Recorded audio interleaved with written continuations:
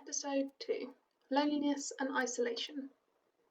One of the feelings that millions of us are experiencing during the current coronavirus pandemic is loneliness. In our combined efforts to stay safe and save lives, our usual ways of seeing family, friends, or just familiar faces have been put on pause. Before we talk about how we can try and improve our feelings of loneliness and isolation, let's first back up and break down why social interaction is vital to humans.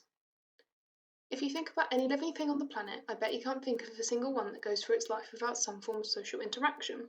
That's just how species survive, right? Socialisation is vital for humans, not just for the continuation of the species like the rest of the animal planet, but we're a bit more complex than that, and levels of social interaction can positively or negatively influence both physical and mental health. We've even committed vast amounts of time and energy for hundreds of years into the study of socialisation in humans through social psychology and sociology. We each have our own social circles around us, starting with the closest with our spouses, children, and immediate family, moving further away with extended family and friends, and even further to acquaintances and distant relatives. We interact with each of these people at different frequencies, intensities, and for different purposes.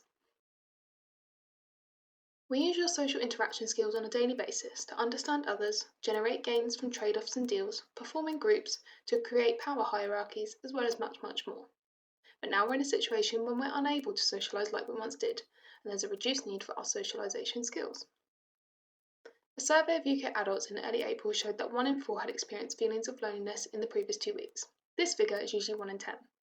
The Office of National Statistics have also reported that 2.4 million adults in the UK are feeling lonely. It's important to remember that loneliness is actually subjective to each individual person, and even just being alone doesn't necessarily experience loneliness.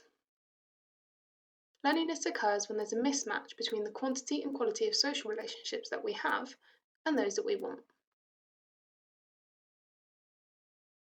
Unfortunately, there's not much any of us can do to tackle our current physical isolation, especially if you're in a household isolating due to symptoms or you're required to shield for longer periods of time due to health reasons.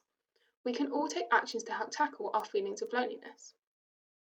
Utilise the freedom you have. As the rules and guidelines from the government develop and change, ensure you make use of the freedom you have and meet up with friends and family whilst following the rules. Don't unnecessarily isolate yourself if you aren't isolating or shielding for medical reasons.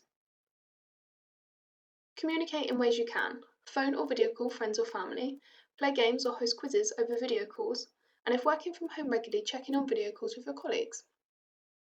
Create a sense of purpose. Plan home-based activities that are not work-related to do out of work time. This will help keep your mind and body busy, which can manage feelings of loneliness. Talk and check in. Check in with those you are close to and ask how they're feeling and coping. Similarly, reach out to those you speak to if you're experiencing feelings of loneliness. Create a routine. Ensure you create and stick to a daily routine. Whether you're working at the moment or not, this helps your brain find familiar ground and know what to expect next, creating a sense of normality. Be kind to yourself. Allow yourself to recognise that your feelings of loneliness are real and okay, and that they'll pass as time goes on and we get back to normal. Again, we encourage you to keep the communication flowing and reach out to your manager or team, your mental health first aiders, or your HR team whenever you need to. Also, don't forget about the resources on the Care First website. Go to www.carefirst-lifestyle.co.uk and log in with the credentials provided to access lots of helpful resources. Until next time, when we'll cover worries and anxiety.